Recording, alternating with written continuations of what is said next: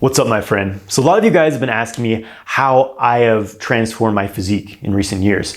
And I thought I'd make a video just talking a bit about like my own journey, how I built my body, my workout routine, things like that. And to be honest, I felt a bit hesitant about making this because I'm definitely no like high level bodybuilder or anything like that, but I have definitely made some progress. I mean, I used to be a scrawny, skinny guy. I'm 6'1", and my average weight, like 10 years ago was 135 pounds. In fact, I got down to 125 when I was raw vegan. Worst idea ever. And I see photos of myself from back then. It's like, wow, I literally looked like a walking skeleton. I was super skinny. And I currently weigh about 167, 168 pounds. I put on some slabs of steak on this body. And for me, this is definitely a part of the journey of self-mastery, physical fitness.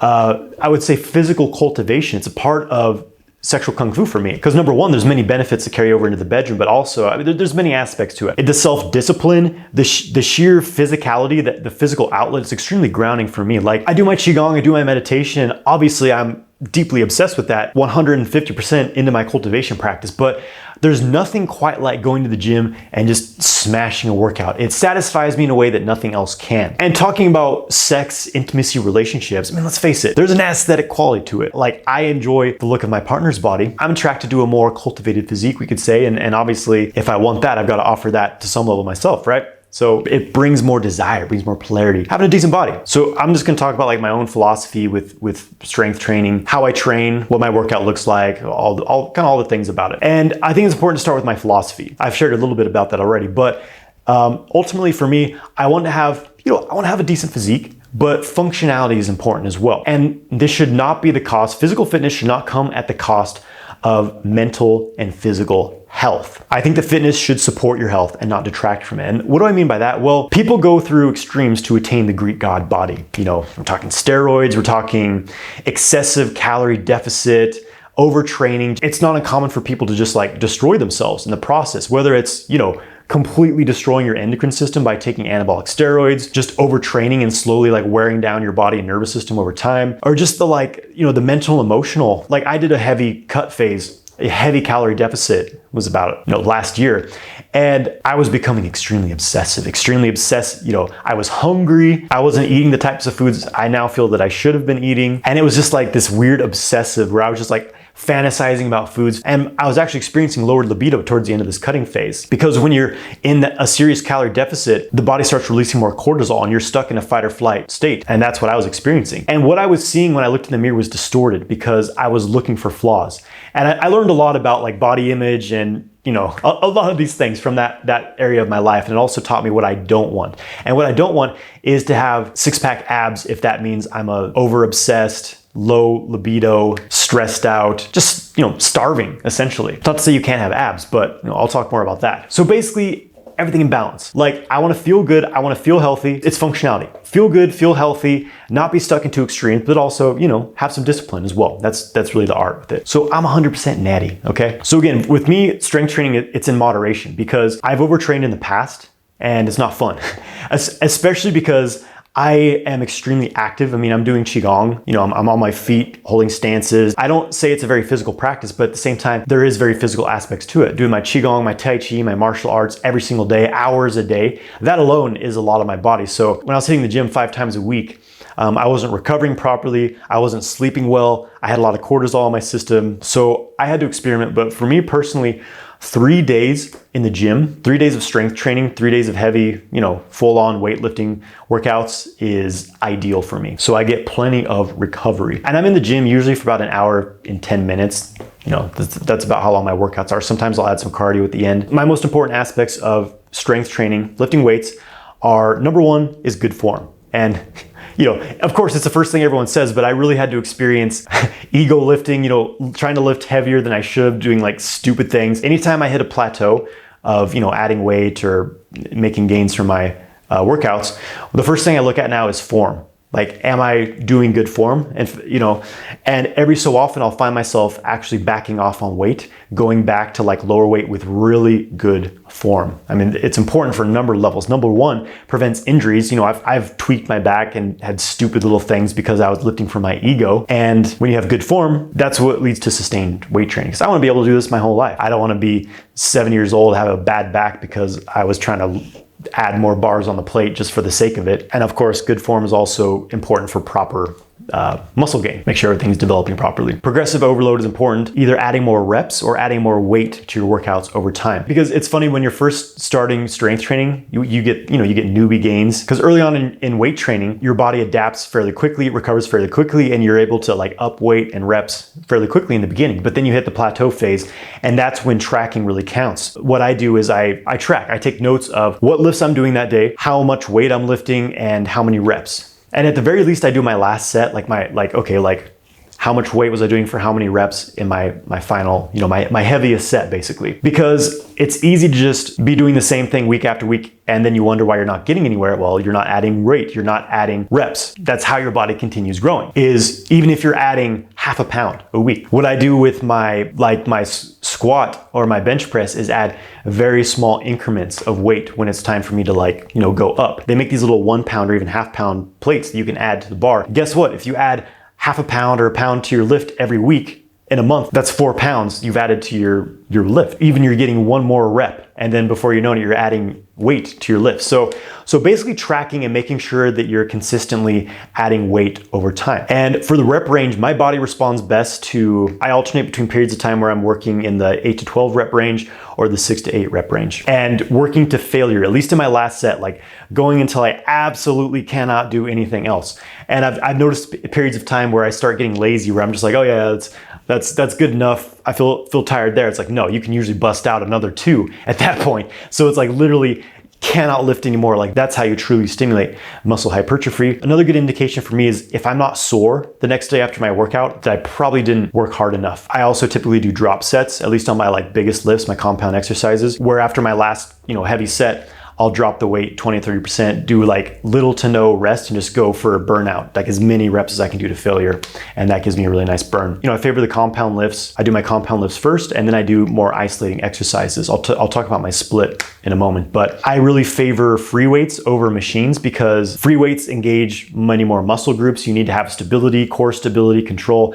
Also, you can properly align things based on your body. A machine is built with a fixed range of motion, and that range of motion may not be what's best for your body's own unique range of motion. With free weights, you have to work a little harder. When I first got into working out, I started with full body workouts. So my first maybe few weeks, I would do just the main compound lifts. I do my bench press, shoulder press, do a row, pull up, do squats, maybe some ab stuff. And that's plenty. When you're just starting, just to get your body used to lifting weight. And then I moved into an upper lower split. So upper body, lower body split. So, on upper body day, do bench presses, rows, pull downs, shoulder presses.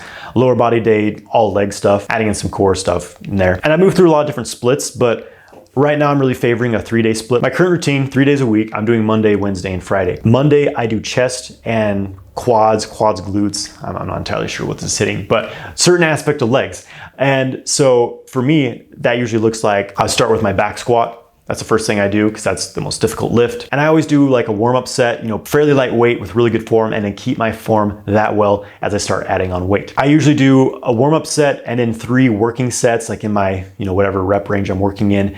And then I'll do a drop set at the end. So for my Monday workout, recently I've been doing squats, back squats, bench press. Then I'll hit the leg press machine. Sometimes I'll do isolated single leg presses. I'll do an incline press with dumbbells or a bar press. And then I do chest flies and some kind of abs. I do abs every workout day. So that's 2 exercises for the legs and 3 for my chest and abs. And that takes me a little bit over an hour to do. I'm wiped out after that one. Another thing that I do is often change my exercises. Usually I have a bi-weekly rotating thing. So for example, I'll alternate bar chest press with a barbell with a dumbbell press. So 1 week I do the dumbbell press, 1 week I do the bar press. Same thing with the incline press. 1 week with dumbbells, 1 week with the barbell. With my squats, I alternate between doing back squats and doing hex bar deadlifts. I really like hex bar deadlifts, a little better for my body type than regular deadlifts. Wednesday is hamstrings and back. So I do stiff leg deadlifts, usually the first exercise I do. I do pull-ups. I've been doing perfect pull-ups, which are amazing. I'll do leg curls, some kind of row, either a cable machine row or a bent over row, and then I'll do pull down. So for the back, I'm doing pull-ups, some type of row and pull down. And I'll alternate the grip on my pull-ups and pull downs, as well as my rows, throughout the weeks. And for the hamstrings, I do my stiff leg deadlifts and my leg curl, and my legs are toast after that. and then again, hit the abs. And then Friday is shoulders and arms day. So I usually do like a shoulder press, different types of shoulder presses. I'll do lateral raises, reverse delt flies. I'll hit my shoulders with those. And for the arms, do my bicep and tricep exercises, curls, tricep extensions, different exercises. Again, I rotate those throughout the weeks just to vary the angle and change the type of stimulation for the body, because the body adapts really quickly to what you're doing. So that's why changing up your workout a little bit, changing your routine every now and then, and for me, rotating different exercises for the body parts really keeps the gains coming. So now I'll talk about nutrition, because again, the exercise is half of it, but nutrition is the other part. And this was something that took me a little bit to learn, because I used to hear about these bodybuilders who are like, oh, they eat 4,000 calories a day. And I was a super scrawny guy. And the advice was usually, yeah, just eat as much as you can. Well, I kept doing that for a bit too long. And there was a point, like 2.5 years ago, where I got a little chunky, I got a little too much body fat. But I experienced that, bulked too hard, and then I did a calorie deficit, did a cut, and I cut that body fat down and a little more sculpted. So for nutrition, protein is number one. Eating at least a gram of protein per pound of body weight. I eat 160 to 180 grams of protein per day, and I get most of that from meat. About 1.5 years ago, I switched from getting most of my calories from like plant-based. Not that I was vegan at the time, I have done that, but at the time I wasn't necessarily vegan. I just ate a lot more, like just things that weren't animal products. That's where most of my calories were coming from.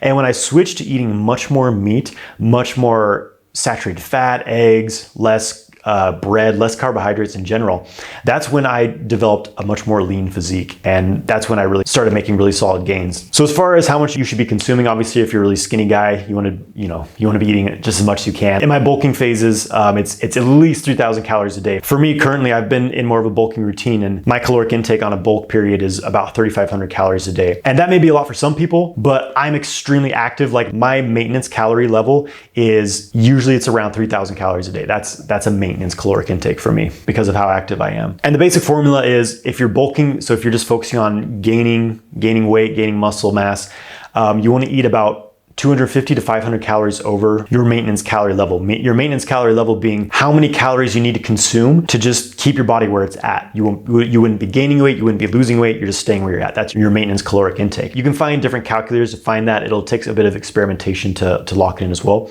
So basically, you want to add bulk, you want to add muscle, you eat above your maintenance caloric level and eat tons of protein. And if you want to cut, so I have gone through some cutting phases. I personally favor a less intensive, like a less extreme caloric deficit. Like when I did my first cut 2.5 years ago, I started at 2,800 calories a day. So that was a deficit for me. And it wasn't a huge deficit, and I felt fully satiated. I never felt like starving or anything. Just had to track my macros, track what I was eating. It was more slow, but over time I was burning body fat, was becoming more sculpted, and I was really happy with my results. And it was towards the end of that I started becoming a bit more obsessive. Like I should have gone into a bulk period sooner, but I had some weird body image stuff that it brought me into, weird obsessiveness. But what I've learned with cutting and bulking, especially cutting, is that like the most common generic bodybuilding advice is like, oh, eat lean meats, low fat, lots of carbohydrates. And I felt horrible when I did that. I felt absolutely horrible. I think it's terrible, because yeah, usually that gives you more like volume of foods to eat, but you're never satiated. Without eating fat, you're never going to be satiated. Your hormones decline. It's not good. What I find is that if I do, first of all, intermittent fasting is really beneficial for me in my cutting phases. I'm currently not doing intermittent fasting, but when I am trying to lose some body fat, that's very beneficial. But also eating fatty meats, eating red meat, ground beef, eggs, butter, because there's so much more filling. Like when I eat my first meal, which is usually half a pound of ground beef, a tablespoon of butter, half an avocado, 2 or 3 eggs, that keeps me full for hours. So when it comes to like weight loss, I think the most efficient thing you can do is to do strength training, because you're building muscle. It's going to recomposition your body, because if you just do like cardio to burn fat, like, yeah, sure, you can get a fat burn, but like you're not really sculpting your body, so to speak. When you're lifting weights, your muscles start to build and you're burning off fat. Like weightlifting is cardio exercise. It is cardiovascular training. Your body's going to look better. It's going to look more defined as the body fat comes off. Losing body fat isn't difficult. It's not hard at all. What I would recommend is completely cut out processed foods. Only eat real foods, because number one, you'll be less likely to overeat. You'll feel more satiated. You're getting much more nutrition. And number two, it's much healthier for you. You'll feel better. I use my Fitness Pal, which is a calorie macro tracker. I have it set for, actually the only thing I really follow now is the protein. My diet is very heavy on the fats. I don't eat a ton of carbs, but I'm not like keto or anything. You know, I eat a lot of fruits. I'll eat like sweet potato, things like that. I consume a lot of fats, but fats and protein are the base of my diet. So with the calorie tracker, you just start to like determine what your goals are. Do you want to gain weight? Do you want to gain muscle? Are you trying to burn fat, you know, cut down? And you can like scan the foods you're eating, scan barcodes, put it in. It'll tell you exactly how many calories it is, how much protein, etc. And you get used to doing that. And now you know how to eat. You know how to eat in a way that supports your goals. And yeah, it's a lot of work at first, but eventually it just becomes habit. And as far as supplements, like I'm not really a big gym supplement person. Maybe I'd have bigger gains if I did. I took creatine for a little while, but it's been years since I've taken it. Sometimes I do citrulline, which is a nitric oxide booster. I also take it for sexual health. It's supposed to be good for erections. Honestly, I don't notice a huge difference from it. So like, I'm not, huge on like gym supplements, because if you're eating healthy, if you're getting all the nutrients you need, you're going to be healthy. Though I will say, when I was in a cutting phase, I would do fasted workouts, meaning I haven't eaten that day before my workout. I would take an essential amino acids blend just to like get something in my body for it to burn instead of, to fuel my workouts a little bit. So that's a good recommendation. I don't use pre-workouts or anything like that. Protein, again, I do supplements and protein. Right now for protein, I do a grass-fed whey protein powder, which I really like. It's very low processed. And I also do collagen peptides. But the majority of my protein comes from foods, comes from eggs and meat, mostly beef. Okay, then recovery again. Recovery is number one. Getting good sleep, giving yourself rest days. That is very, very important, because your muscles are actually building while you're resting. That's when your cells are repairing themselves and you're adding on the muscle. So if you don't recover properly, forget about it. And then I just want to share like some of the other things I do, because my physical fitness, it's beyond just strength training. Obvious, maybe that's obvious, because if weight training was all I was doing, I would probably be a lot more focused on. I'd probably be bulkier. I'd probably be more ripped or whatever. But again, it's not my number one priority. I'm like, yeah, I want to have a nice physique, but like, I'm not going to get over obsessed with it. I favor harmony and balance and happiness and just, feeling healthy over like having the biggest six pack in the world. Like, who fucking cares? I don't want to be too superficial with it. I do some yoga, I do stretching every single day, which is good for flexibility, especially, you can get really stiff doing a lot of strength training. So that just helps me stay limber and loosen. Everything's, very functional. I do Qigong and Tai Chi every day for, of course, energy cultivation purposes, but it also builds connectivity. It builds this full body power.